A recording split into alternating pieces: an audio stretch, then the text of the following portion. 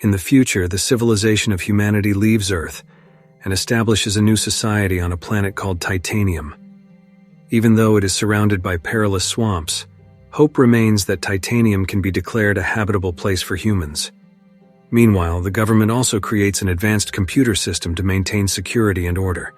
After that, we are shown a group of prisoners from various backgrounds who have all been sentenced to a lifetime of exile.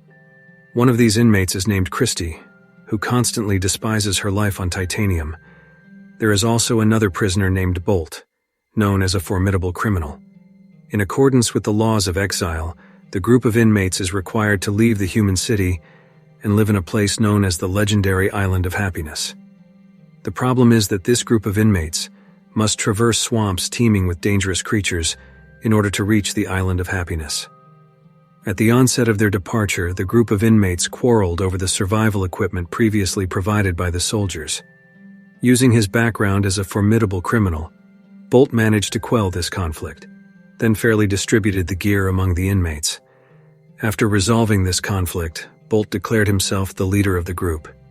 Meanwhile, the inmate Christy believed that Bolt would become a ruthless leader who would be willing to sacrifice the lives of his subordinates. Because of that, Christy ultimately separated from Bolt and began her journey alongside a scientist named Irvin. It did not take long for Christy and Irvin to begin. They started venturing into a swamp area filled with dangerous creatures.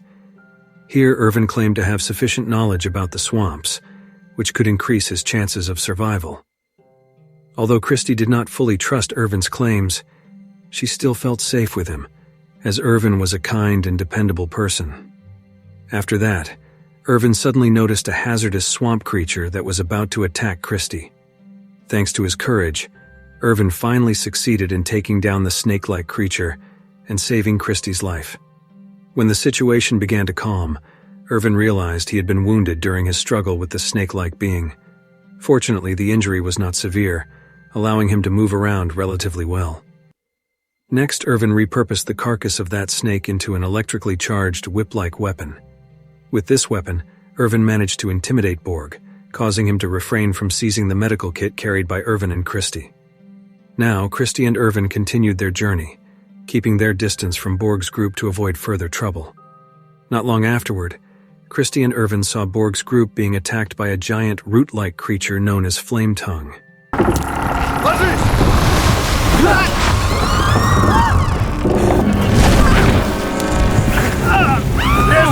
Drawing on his extensive knowledge, Irvin knew that Flame Tongue was extremely sensitive to movement. Thus, the way to drive away Flame Tongue was to do nothing. However, Irvin deliberately withheld this information from Borg's group because they were already too far away. Eventually, Borg's group managed to survive the Flame Tongue attack after one of Borg's subordinates revealed the method for warding off Flame Tongue. After this, Christy and Irvin took a break in a swamp area unoccupied by dangerous creatures. During this resting moment, Christy and Irvin exchanged stories about their pasts. Not long after Christy and Irvin started resting, a horde of swamp creatures suddenly arrived to menace them. In this perilous situation, Irvin instructed Christy to hide inside their medical kit container. Thanks to Irvin's ingenuity, the swarm of swamp creatures finally stopped attacking and left Christy and Irvin alone. Realizing the situation had begun to calm, Christy and Irvin continued their journey. Then, in the midst of their rest, Irvin once again shared his past, which astonished Christy. Apparently, before becoming an inmate, Irvin had served as a presidential advisor. Eventually, Irvin was sentenced to life exile for attempting to leak state secrets. Irvin then revealed that before undergoing this sentence, he had implanted a virus in the government's main system. Because only Irvin knew the code to eradicate this virus, he believed that sooner or later, the government would come for him, as they desperately needed his abilities. At the same time, the virus Irvin created began to disrupt the operation of the government's computer system.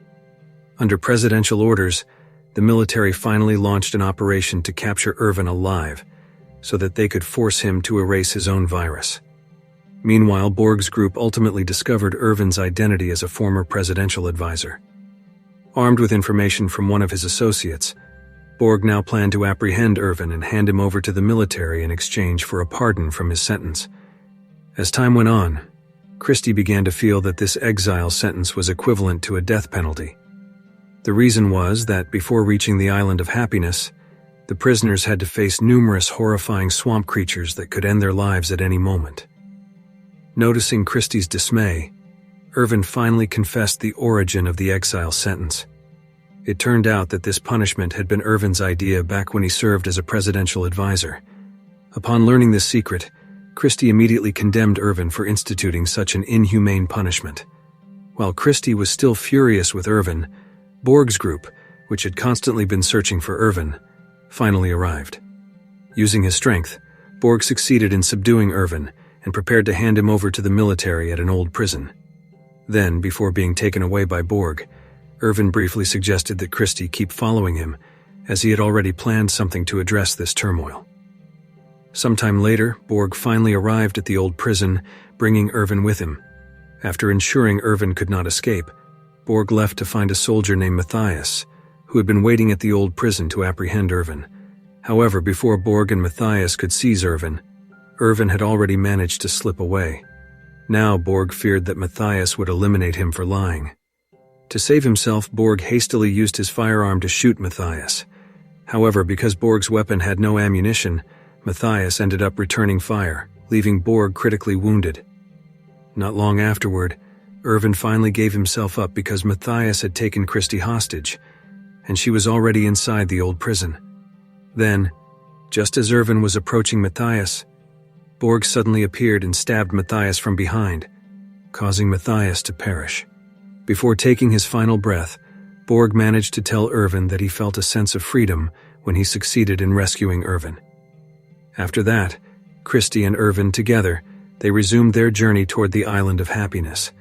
In order to cross the waterway, Christie and Irvin were forced to use a floating fragment of a small island as transportation. Day after day passed. While Christie and Irvin were adrift in the middle of the ocean, they suddenly encountered a combat aircraft that intended to eliminate Irvin, as he was no longer deemed necessary.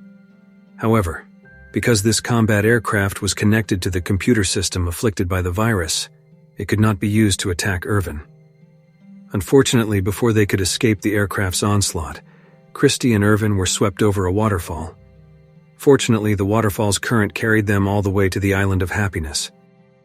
Upon arriving on the Island of Happiness, Christie and Irvin were shocked to see the island's barren condition, which was completely unlike its name. Then, while surveying the Island of Happiness, Irvin suddenly remembered knowledge he had gained during his time as a presidential advisor. Using this knowledge, Irvin ultimately discovered a hidden area that housed an evacuation aircraft. As soon as they entered the site, Irvin and Christie were overjoyed to find that the evacuation aircraft was still in good condition. By using the evacuation aircraft, Irvin and Christie finally managed to escape safely from the planet Titanium and were ready to start a new life. And so, the film ended. If you like this video, don't forget to subscribe, because by subscribing you have supported me to make better videos. See you in the next video.